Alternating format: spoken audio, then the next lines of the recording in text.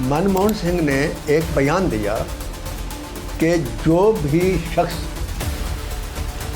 2 number की रकम रखता अपने पास वो हिंदुस्तान की फिल्म इंडस्ट्री में इन्वेस्ट करे। 10 साल तक उससे ये नहीं पूछा जाएगा कि पैसा कहाँ से आया, उसने कितना कमाया। 10 साल के बाद पूछे। ऑफिसर एक था, उसने दाऊद इब्राहिम को फ़ोन किया, उसने कहा साहब हमने तो आपकी पेटियाँ छोड़ दी, अब ये जो ऑफिसर आए उन्होंने कहा कि नहीं ये पेटियाँ नहीं आएंगी और इनको मैं समुद्र में फेंक दूँगा। उसने कहा उसको फ़ोन दो।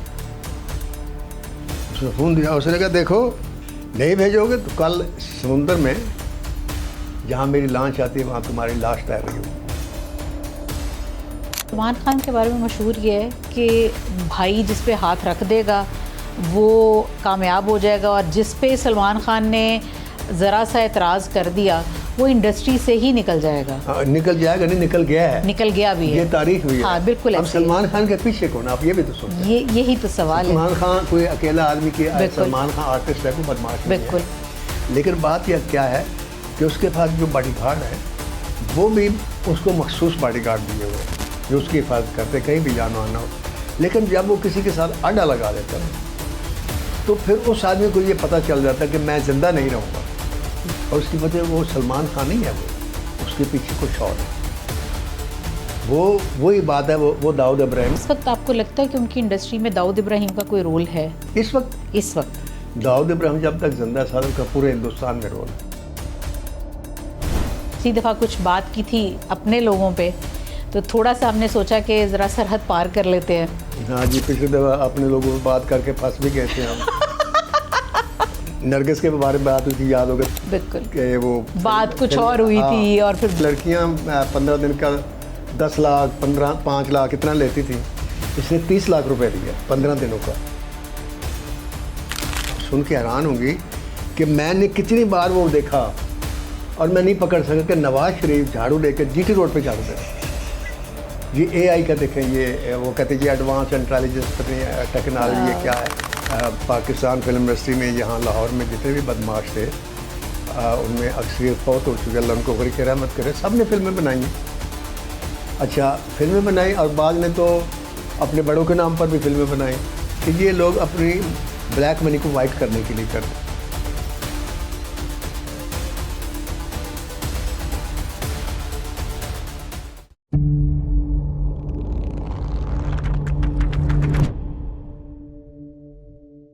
जी अस्सलाम वालेकुम, मैं हूं डॉक्टर ई जुल्फ़कार और आप देख रहे हैं डॉक्टर ई जुल्फ़कार डिजिटल। और आज हमारे साथ मौजूद हैं पाकिस्तान का एक बहुत बड़ा नाम। आप पहले भी हमारे प्लेटफॉर्म पे इनसे मिल चुके हैं, लेकिन इनके पास इतना कुछ है बताने के लिए और हमारे पास बहुत कुछ है सुनने के लिए। आज हमारे साथ फिर दोबारा मौजूद हैं नासिर अदीब साहब। अस्सलाम वालेकुम। वालेकुम सलाम। सर कैसे हैं आप? जी अल्लाह का शुक्र, अल्हम्दुलिल्लाह बिल्कुल ठीक हूँ। सर हमने पिछली दफ़ा कुछ बात की थी अपने लोगों पे, तो थोड़ा सा हमने सोचा कि ज़रा सरहद पार कर लेते हैं। हाँ जी, पिछली दफ़ा अपने लोगों में बात करके फंस भी गए थे हम। सर आप भी तो सुकरात की मिसालें दे रहे थे ना। हाँ, मैं असल में बात यह कि वो एक नरगिस के बारे में बात हुई थी, याद होगा? बिल्कुल। कि वो बात कुछ और हुई थी, और फिर बात तो ये हुई थी कि मैंने कहा था कि वो फिल्म इंडस्ट्री में 3 दफ़ा आउट हुई, 3 दफ़ा इन हुई, तीनों दफ़ा हिट हुई, और फिर आखिर में वो स्टेज पर गई। और वहाँ पर स्टेज पर भी हिट हुई, जबकि लड़कियां 15 दिन का 10 लाख 5 लाख इतना लेती थी, इसने 30 लाख रुपए दिया 15 दिनों का, और उसमें भी लोगों को प्रॉफिट हुआ और इसने कमाया। ये बात थी। उसके ऊपर सुर्खी लग गई जनाब। वो एक दिन मैं जब आपने प्रोग्राम शुरू किया कि नरगिस 1 लाख का 70 लाख रुपया लेती थी जनाब, मुझे तो मेरे तो पाँव तले से ज़मीन निकल गई। इधर से मुझे नरगिस के बाप का फ़ोन आ गया। साफ ज़ाहिर वो बाप था, बेटी का मसला था, तो बाप की गैरत तो जागती है, लिहाजा उसने बोलना शुरू किया। मैंने उसको कोई जवाब नहीं दिया। अब वो 1 घंटा बोल चुका ना, जो कुछ उसने कहना कह चुका, तो फिर मैंने कहा जी अब आपने बोल लिया, सिर्फ एक बात सुने, आप ये पूरा प्रोग्राम देखें, अगर इसमें ये बात मैंने कही है तो आप मेरा गिरबान पकड़ लें। बिल्कुल। मैंने तो बात नहीं की। जवाब उसका आगे जो उसने दिया वो भी कोई गैर माकूल नहीं था। उसने कहा जी बात ठीक है, नहीं कही होगी। सुर्खी तो लगी ना, तो लोगों ने तो सिर्फ इतनी बड़ी प्रोग्राम कौन देखेगा। लोगों ने इतनी बात उछाल के मुझे सुबह से लेकर शाम तक ये फ़ोन आ रहे हैं फला, फिर नरगिस का फ़ोन भी आ गया मुझे, वो भी बोली। نہیں جی، ہمارے لیے بہت قابل احترام ہے. اس وقت ظاہر ہے کہ انہوں نے اپنی فیلڈ بھی چینج کی اور اللہ نے یہاں پر بھی ان کو کامیابی دی ہے. اور اب وہ کیونکہ میرے خیال میں سب کچھ چھوڑ بھی چکی ہوئی ہیں اور ماشاء اللہ سے اب وہ جس راہ پر ہیں اللہ تعالیٰ ان کے لیے آسانیاں کریں. ہم بہت رسپیکٹ کرتے ہیں. تکلیف اس لیے ہوئی نا ڈیفینیٹلی کہ ایک لڑکی نے وہ یہ شعبہ چھوڑ ہی دیا, یہاں سے کمانا چھوڑ دیا, یہاں سے یہاں آنا بھی چھوڑ دیا. اچھی بات ہے, اللہ تعالیٰ کی طرف وہ مطلب متوجہ ہوگی.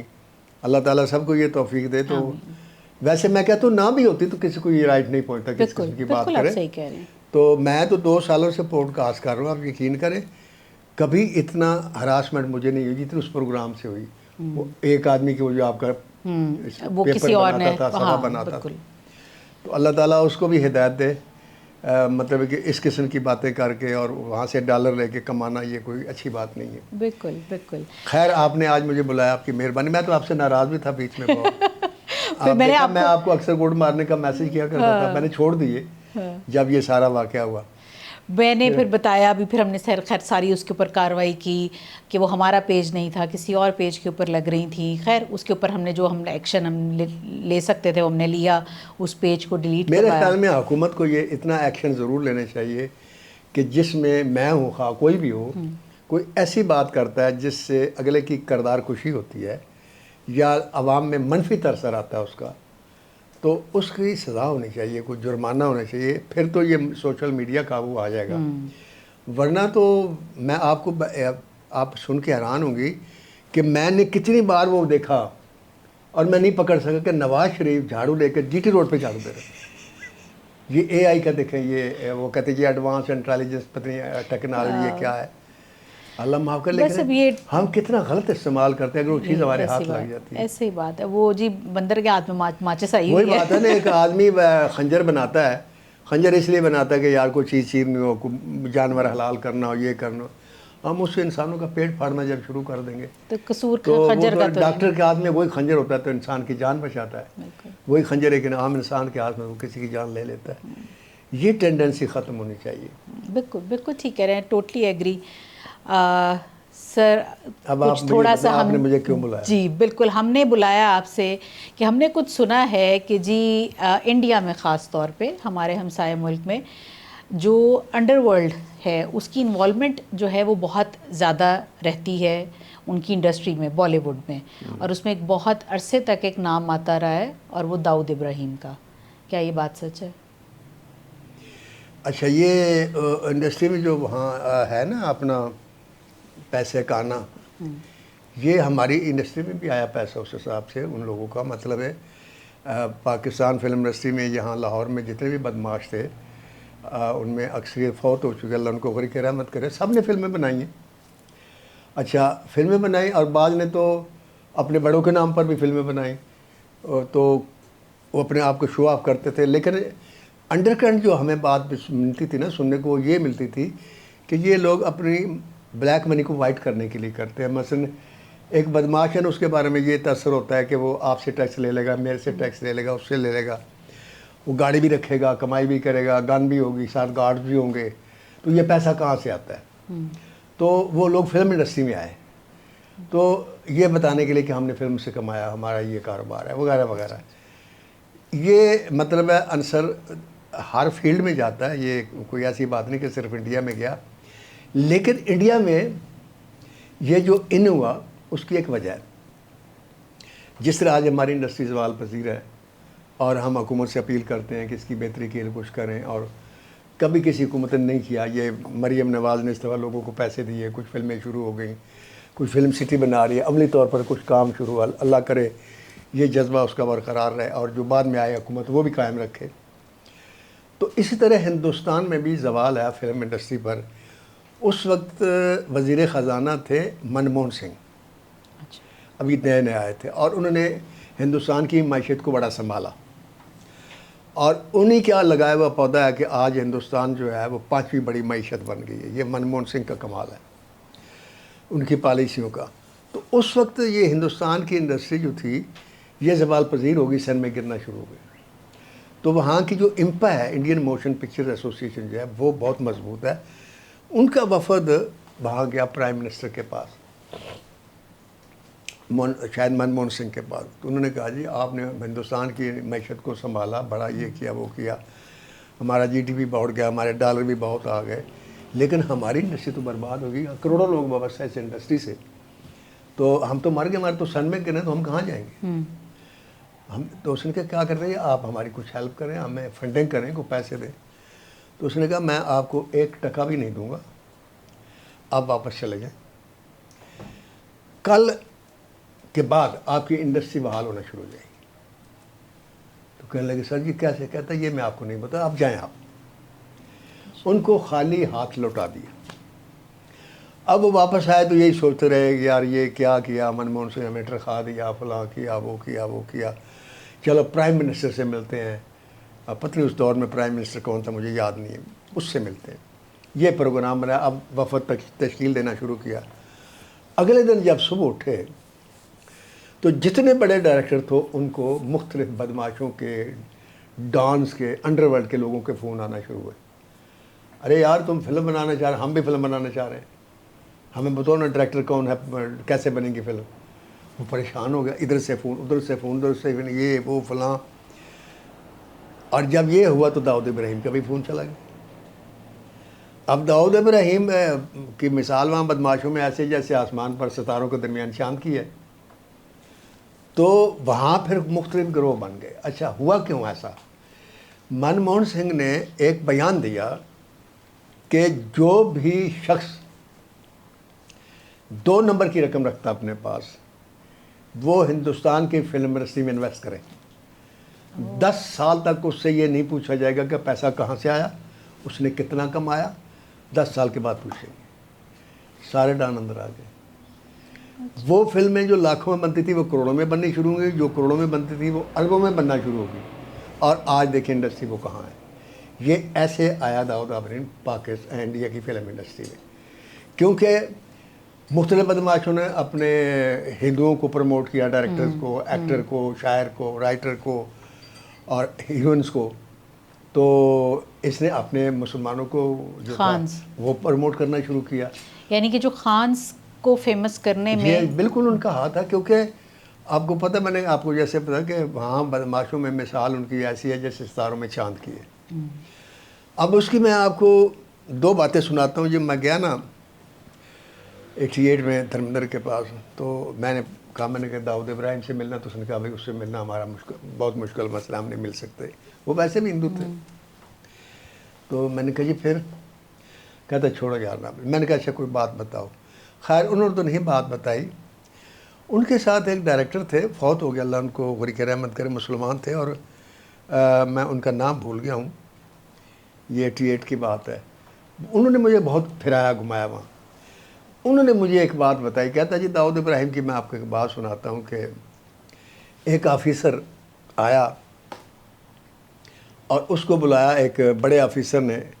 تو بڑا اچھا اس کا ریکارڈ تھا اس آفیسر کا, کسٹم کا آفیسر تھا.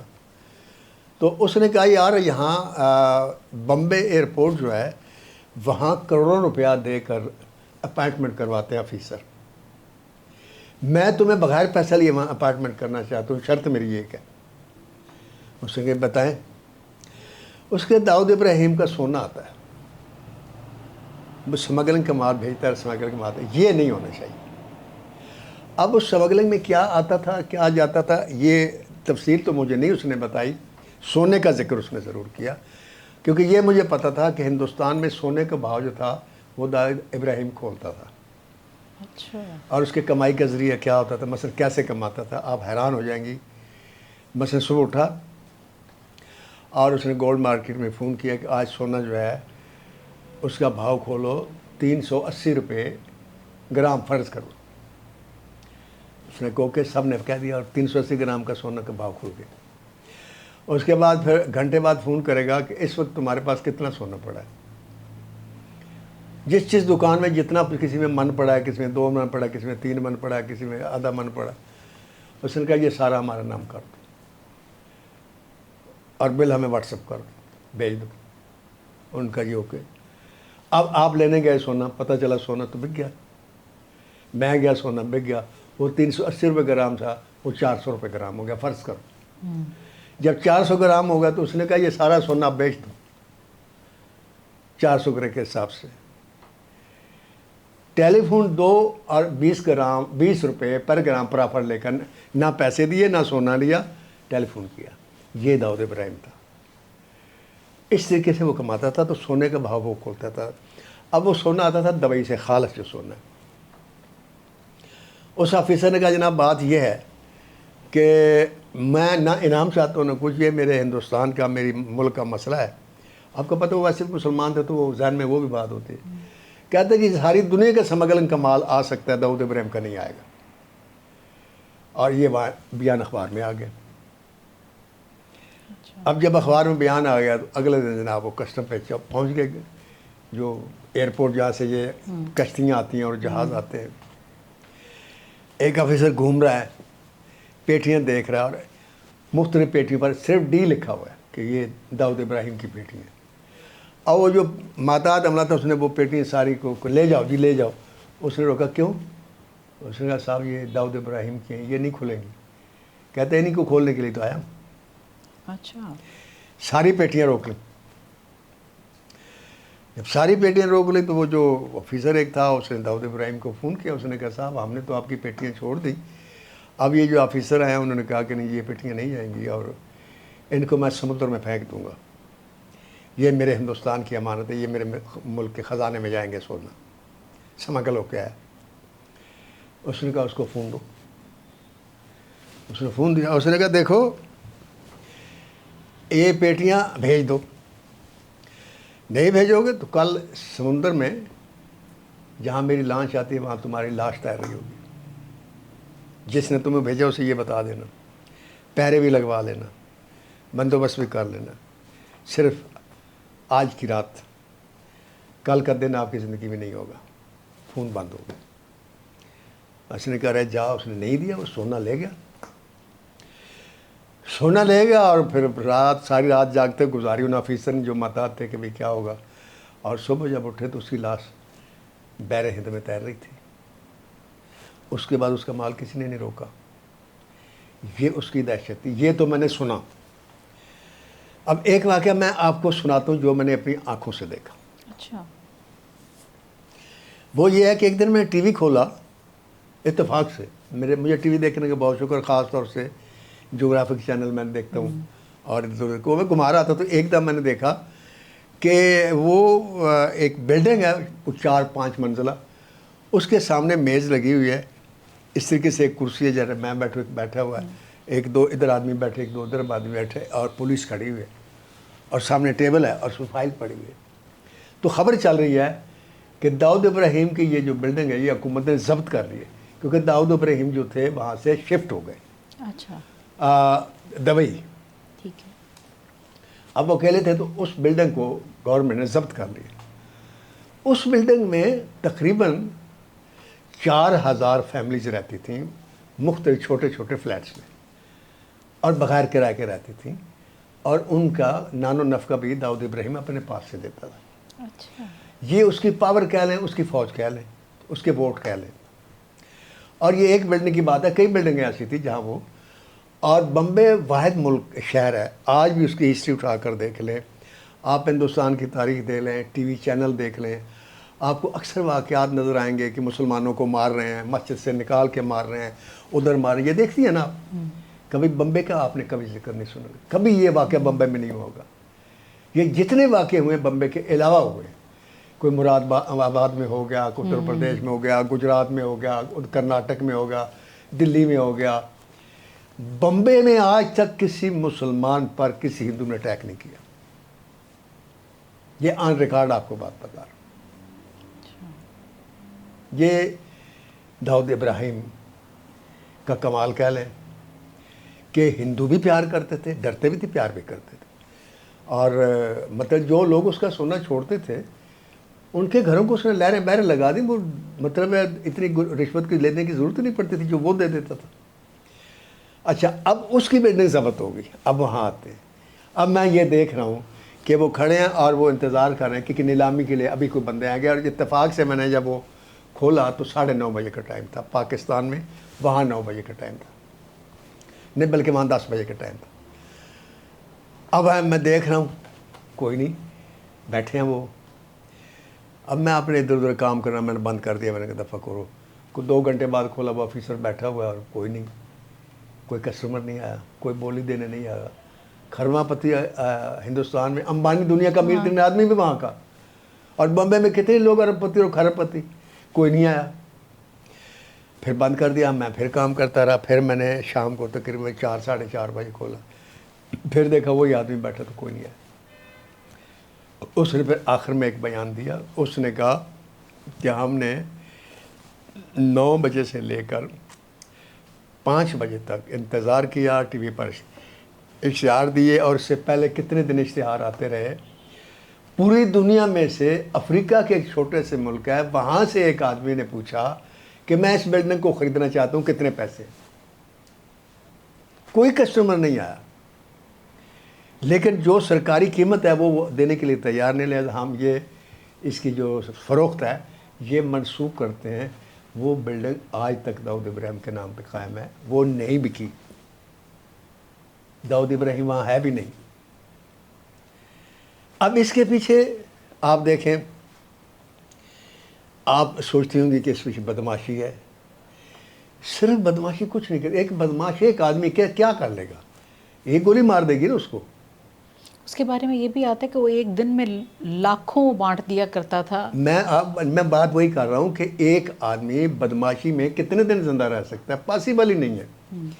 بات یہ ہے کہ مثال کے طور پر اس سے ارد گرد اگر 4 لاکھ آدمی ہے جس کے ہجوم میں اس نے پھرنا ہے, 4 کا 4 لاکھ آدمی اس کا پیڈ ہے. یعنی اگر کوئی غریب ہے, مثلا وہاں کوئی مسلمان, کسی کی بیٹی کا مسئلہ ہے, غریب ہے, شادی کا مسئلہ ہے, بیماری کا مسئلہ ہے, تعلیم کا مسئلہ ہے, باہر جانے کا مسئلہ ہے, اندر آنے کا مسئلہ ہے, وہ داؤد ابراہیم کا مسئلہ ہے. اس نے اس پیسے کا استعمال کیا, بھلے اس نے سمگلنگ سے کمایا, جیسے بھی کمایا, اس نے کسی سے بھتہ نہیں لیا. ہوتا ہے نا کہ بڑے لوگوں سے بھتہ منگوانے یہ کام نہیں. اس نے جو کمایا بزنس سے کمایا, سمگلنگ سے کمایا, سونا منگوایا, اپنی ذہانت سے کمایا. لیکن اس نے جو کمایا, اس کمانے سے اس نے بلڈنگیں بنائی, وہ اپنے لیے نہیں بنائی, آپ کے لیے بنائی, میرے لیے بنا دی, غریبوں کے لیے بنا دی. اچھا یار آپ بمبے میں گئے, میں تو بمبے میں گیا ہوں, آپ یقین کریں ایک رات میں جا رہا تھا اپنے دوست کے ساتھ, تو وہاں ایک جھونپڑ پٹی, یہ فٹ پاتھ نہیں ہوتے گھاس والے جن کے کھمبے لیتے, ڈاکٹر صاحب آپ یقین کریں جوان لڑکے, جوان لڑکیاں, بوڑھی عورتیں, بوڑھے مرد, بچے, بچیاں ایک دوسرے کے ساتھ چپک کے سوئے ہوئے, اور ایک دوسرے کو جانتے نہیں. پتہ نہیں کو کہاں سے آیا ہوا ہے, کوئی گجرات سے آیا ہوا ہے, کوئی کہیں سے آیا, کام کی تلاش میں, فیملی آئی ہے, سونے کو جگہ نہیں ملی, وہاں فٹ پاتھ پہ سو گئے. اور وہ تقریباً 2 3 4 میل لمبی وہ پٹی ہے, اور وہاں ایسے انسان ہیں جیسے مرے ہوئے انسان ایک دوسرے کے ساتھ جوڑ کے نہیں ایسے رکھے ہوئے. پاسا نہیں پلٹ سکتے, آپ کسی کے اوپر اپنی ٹانگ نہیں رکھ سکتے, اتنی غربت ہے. تو ایسے لوگوں کو اٹھا کر وہاں, لیکن آپ کو کوئی ایک مسلمان بھی نظر نہیں آئے گا زمین پر سویا ہوا. تو اس نے اس پیسے کو استعمال کیا. استعمال کرنے سے مراد یہ, نہ تو وہ اس کو اسمبلی میں جانے کا شوق ہے, نہ وہ سیاسی آدمی ہے, کچھ بھی. اس نے صرف یہی کمایا کہ یار ہندوستان میں مسلمان غیر محفوظ ہے, ان کی حفاظت میں نے کرنی. ان کی حفاظت کرنے کے لیے اس نے ان ہندوؤں کی بھی حفاظت کی جو مسلمانوں سے پیار کرتے تھے. صرف اسی کے ساتھ اس نے آڈا لگایا, جس نے اس کے ساتھ آڈا لگایا اس کو اس نے معاف نہیں کیا اور اپنی دہشت بنائی. تو آپ کو لگتا ہے کہ جو سلمان خان, شاہ رخ خان, عامر خان, ان کی زیادہ اوپر آنے کی وجہ میں ایک بہت بڑا ہاتھ داؤد ابراہیم کا ہے؟ دیکھیں جی, جب ایک آدمی میں نے آپ کو بتایا جب آ گیا, اور میں نے آپ کو یہ بھی بتایا کہ صاف ظاہر ہے جب سارے ڈان آ گئے, ایک تو تھا نہیں, بدماش کتنے بھرے ہوئے ہیں, وہ سارے آ گئے, تو سب نے اپنے اپنے پسندیدہ ہیروئن کو بھی استعمال کیا اور وہ بھی کیا. اچھا, لیکن اس میں اور باقی لوگوں کو فرق کیا نہیں. باقی بدماشوں نے اگر کسی ہیروئن کو پروموٹ کیا تو پھر اس ہیروئن کے ساتھ انہوں نے راہ و رسم بھی پیدا کرنے کی کوشش کی. داؤد ابراہیم کی زندگی میں آپ کو ایسا کوئی واقعہ نظر نہیں آیا ہوگا کہ اس نے کسی مسلمان لڑکی کو پروموٹ کیا اور پھر اس سے یہ ایکسپیکٹ کیا کہ وہ میرے ڈیرے پر آئے. Not at all. اس نے جو کام کیا صرف اس لیے کیا کہ یہ مسلمان فنکار ہیں, ان کو آگے ہونا چاہیے. اور آپ دیکھیں یہ ان کا اپنا فن بھی ہے، سلمان خان کا، عامر خان کا اور شاہ رخ خان کا. لیکن دیکھیں جتنا بھی بڑا کوئی فنکار ہے اس کے پیچھے جب کوئی ہو نا پیچھے تو کچھ نہیں کر سکتا. اس نے اتنا پیسہ دیا کہ انہوں نے فلمیں بنائی، کروڑوں روپے کی فلمیں بنائی، اربوں روپے کی فلمیں بنائی، پیسہ کمایا. کیونکہ جس طرح سلمان خان کے بارے میں مشہور یہ ہے کہ بھائی جس پہ ہاتھ رکھ دے گا وہ کامیاب ہو جائے گا، اور جس پہ سلمان خان نے ذرا سا اعتراض کر دیا وہ انڈسٹری سے ہی نکل جائے گا. نکل جائے گا نہیں، نکل گیا ہے، نکل گیا بھی ہے، یہ تاریخ بھی ہے. ہاں بالکل. اب سلمان خان کے پیچھے کون؟ آپ یہ بھی تو سوچیں. یہی تو سوال ہے. سلمان خان کوئی اکیلا آدمی کی، سلمان خان آرٹسٹ ہے، کوئی بدماش نہیں ہے. لیکن بات یہ کیا ہے کہ اس کے پاس جو باڈی گارڈ ہے وہ بھی اس کو مخصوص باڈی گارڈ دیے ہوئے جو اس کی حفاظت کرتے کہیں بھی جان آنا ہو. لیکن جب وہ کسی کے ساتھ آڈا لگا دیتا ہے نا تو پھر اس آدمی کو یہ پتہ چل جاتا ہے کہ میں زندہ نہیں رہوں گا. پھر اس کا نہ آپ ساتھ دیتی ہیں نہ میں ساتھ دیتا ہوں، آخر کار وہ انڈسٹری سے چلا جاتا ہے. اور اس کی وجہ وہ سلمان خان نہیں ہے، وہ اس کے پیچھے کچھ اور ہے. وہی بات ہے، وہ داؤد ابراہیم، اور داؤد ابراہیم بھی زیادتی نہیں کرتا. مطلب سلمان خان اگر کسی کے ساتھ آڈا لگاتا ہے تو اس کی ایک وجہ ہوتی ہے. مثال کے طور پر ایک لڑکی ہے، اس کے ساتھ افیئر ہے، وہ اس کے ساتھ سنسیئر ہے، تو صاحب ظاہر یہ تو اس کا رائٹ ہے نا کہ وہ پھر کسی اور کے ساتھ تعلق نہ رکھے. جب وہ کسی اور کے ساتھ تعلق رکھتے تو وہ سیٹ پر پہنچ جاتا ہے. پھر اس لڑکی کو بھی عزت کرتا ہے اور جس کے ساتھ اس کا مراسم ہوتا ہے اس کو بھی کہتا ہے کہ تم بھی سنبھل جاؤ ورنہ بات ختم ہو جائے گی. وہ اگر سنبھل جاتے ہیں ان کا کیریئر بچ جاتا ہے. اگر وہ نہیں اس کی بات مانتے تو انڈسٹری میں پہلی بات یہ ان کو نقصان ہوتا ہے، کوئی اس کو ہیرو نہیں لیتا. اگر کوئی لڑکا ہے تو اس کو کوئی ہیرو نہیں لے گا. بڑے بڑے ہیرو کی زندگی جو ہے ڈسٹرب ہوئی.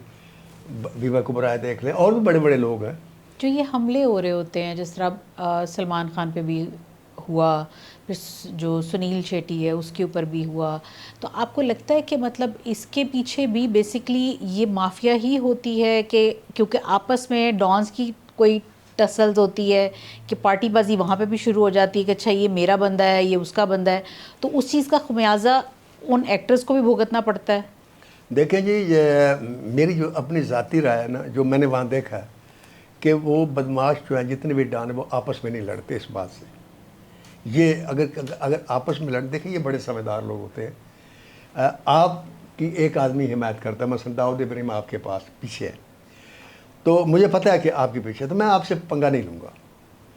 اب اگر کسی ایکٹر نے پنگا لے لے تو میں اسے سمجھاؤں گا بھائی پنگا نہ لو، یہ اس کا تم کہیں اور چلے جاؤ. لیکن اگر وہ نہیں گیا تو وہ اگر اس کا آدمی یا پیڈ ہے تو وہ اس کا ساتھ نہیں دے گا. کیوں کہ اسی طرح جب داؤد ابراہیم کے پاس مسئلہ آئے گا اور وہ آدمی اس کا ہوگا تو وہ اس کا بھی ڈسٹرب نہیں کرے گا. لیکن اب اس وقت آپ کو لگتا ہے کہ ان کی انڈسٹری میں داؤد ابراہیم کا کوئی رول ہے؟ اس وقت داؤد ابراہیم جب تک زندہ ہے کا پورے ہندوستان میں رول ہے. تو ہندوستان والے کہتے ہیں کہ جی وہ کراچی شفٹ ہو گئے ہوئے ہیں. دیکھیں کراچی تو اس کا سمندھی رہتا ہے. آپ کو پتہ ہے جاوید میاں کے بیٹے کا گھر اس کی بیٹی ہے، تو اس لحاظ سے بھی وہ کراچی میں آ سکتا ہے. اور باقی یہ ہے کہ راہ ہر چیز کے پیچھے ہو جس کے تو سب کو پتہ ہوتا ہے کہ وہ کہاں ہے. تو راہ کو پتہ ہے داؤد ابراہیم کہاں ہے. داؤد ابراہیم کو مروا کیوں نہیں دیتی؟ کوئی آدمی نہیں ملتا داؤد ابراہیم پر وار کرنے کے لیے. بات یہ ہے کہ ایک آدمی نے اپنا امیج اتنا اچھا بنایا ہوا ہے کہ لوگ سوچ یار اس کو مارنا نہیں چاہیے کیونکہ یہ مر گیا، کئی لوگ مر جائیں گے، بہت سارے لوگ مر گئے. اب میں آپ کو پھر یہاں اپنی، چونکہ ہم تو غیر سیاسی لوگ ہیں لیکن پھر بھی کچھ لوگ ایسے ہوتے ہیں کہ آپ ان کو مار نہیں سکتے، حالانکہ مارنا آپ کے لیے آسان نہیں ہوتا. عمران خان ہے، آپ کوئی اگر یہ جو حکومت ہے اس کے لیے اس کو مارنا کوئی مشکل کام ہے. بے نظیر قتل ہو سکتی ہے، لیاقت علی خان قتل ہو سکتا ہے، تو یہ تو کوئی ایسی بات نہیں ہو سکتا ہے نا. لیکن یہ ہمت نہیں کسی نے، جتنی مرضی کسی کو رشوت دے گا وہ عمران خان پہ وار نہیں کرے گا. یہ اللہ تعالیٰ کی طرف سے بلیسنگ ہوتی ہے. یہی مسئلہ جو ہے داؤد ابراہیم کا ہے. ورنہ داؤد ابراہیم کوئی یہ نہیں کہ لوہے کا لباس پہن کر نہیں پھرتا، شادیوں میں شرکت بھی کرتا ہے. اور جس نے مارنا ہو خود کش جو آدمی ہے اس کے لیے پہنچنا کوئی مشکل نہیں ہوتا. لیکن بات وہی ہے کہ کوئی آدمی جو ہے یہ حامی نہیں بھرتا کہ میں اس کو مار دوں گا.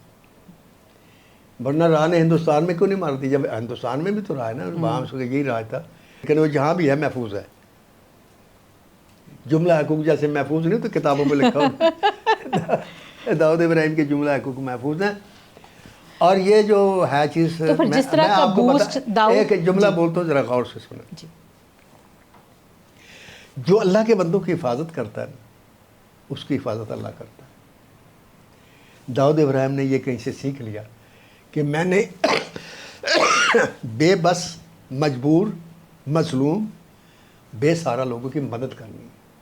وہ مدد کرتا ہے، اللہ اس کی مدد کرتا ہے، اس کو اپنی مدد کی ضرورت پڑتی ہی نہیں ہے. وہ ان کی جان کی بھی حفاظت کرتا ہے، ان کی آن کی بھی حفاظت کرتا ہے. وہ جیسے بھی کرتا ہے وہ کرتا ہے، تو اس کے بدلے میں اللہ اس کی حفاظت کرتا ہے. اللہ کے ساتھ تجارت کرتا ہے وہ. اللہ کہتا ہے نا میرے ساتھ تجارت کرو، میرے نام پر خرچ کرو. تو شیخ سعدی نے جیسے کہا کہ میں ڈھونڈتا رہا ایک ایسا آدمی جو اللہ کی راہ میں خرچ کرتا کرتے کرتے غریب ہو گیا ہو. کہتا مجھے آدمی نہیں ملا. تو آپ اللہ سے تجارت کریں نا، آپ لوگوں کے، انسانوں کے ساتھ پیار کریں، اللہ آپ سے پیار کرے گا. آپ ان کے دکھ درد بانٹیں، اللہ آپ کو دکھ درد دے گا ہی نہیں. آپ ان کی بیماریوں کا علاج کریں، اللہ آپ کو صحت دے گا اس کے بدلے. آپ کسی بے کس کی مدد کریں، آپ کو پتہ بھی نہیں ہوگا اللہ تعالیٰ آپ کے کتنے ثواب پیدا کر دے. یہ آپ کر کے دیکھیں نا عملی طور پر. میں نے داؤد ابراہیم کی زندگی سے یہی سیکھا ہے. سر آخر کے اندر بس میں یہ پوچھنا چاہوں گی کہ آپ ان سے یہ گلہ نہیں کریں گے کہ جو بوسٹ انہوں نے انڈیا کی فلم انڈسٹری کو دیا، وہی بوسٹ اگر وہ پاکستان کی انڈسٹری کو دیتے، فلم انڈسٹری کو، تو یہ بھی اسی طرح فلرش کر جاتی؟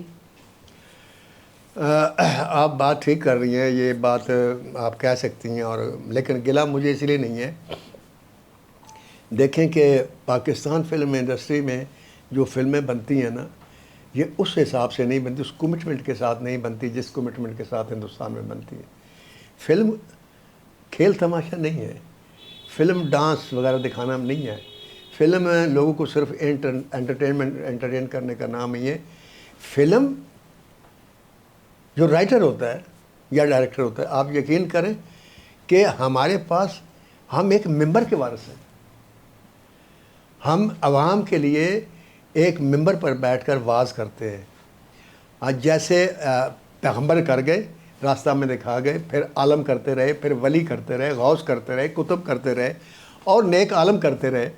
اس انسانیت کو بچانے کے لیے، اس کو بہتری کی طرف لے جانے کے لیے فلم جو ہے سب سے طاقتور میڈیا ہے. اس لیے طاقتور میڈیا، دیکھیں مولانا طارق جمیل صاحب اعلان کرتے ہیں جی وہ تقریر کریں گے کل آ کے یہاں 26 نمبر کوٹھی میں آئیں گے، اور لوگ آئے سننے کے لیے. آپ پورا اشتہار دے دیں، اناؤنس کر دیں، دیکھیں گے زیادہ سے زیادہ 10,000 سے زیادہ مجمع نہیں، 10,000 بھی مشکل سے ہو، لوگ گزر جائیں گاڑیوں سے. ٹھیک ہے.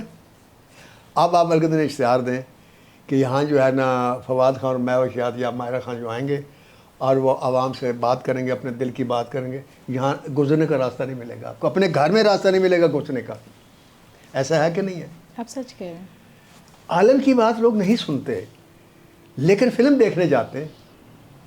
تو فلم کے ذریعے آپ وہ کچھ کر سکتے ہیں جو بعض دفعہ عالم بھی نہیں کر پاتا. دیکھیں جب جاپان پر بم مارا نا امریکہ نے، اور ادھر جرمن ہار گیا جنگ، تو جرمن بچوں کے ہاتھوں میں چاقو آ گئے.